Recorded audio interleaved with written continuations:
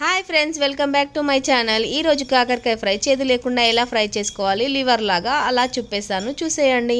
ముందుగా కాకరకాయలు sides cut చేసుకొని పసుపు ఉప్పు వేసి పక్కన పెట్టుకోవాలి. అలాగే మిక్సీ జార్లో కట్ చేసిన ఉల్లిపాయలు, కొంచెం ఉప్పు, కొంచెం కారం, కొద్దిగా అల్లం వెల్లుల్లి పేస్ట్ చేసి మిక్స్ చేసుకోవాలన్నమాట.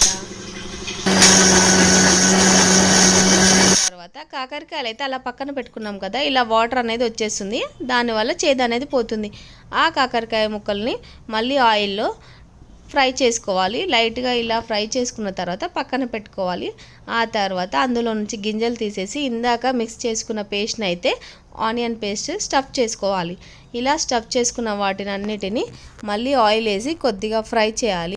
ఇది టైం టేకింగ్ ప్రాసెస్, స్లోగా చేయాలి. అలా ఫ్రై చేసుకున్న తర్వాత లాస్ట్లో అయితే కొత్తిమీరతో గార్నిష్ చేసుకోవాలి. అంతే, చేదులేని కాకరకాయ రెడీ.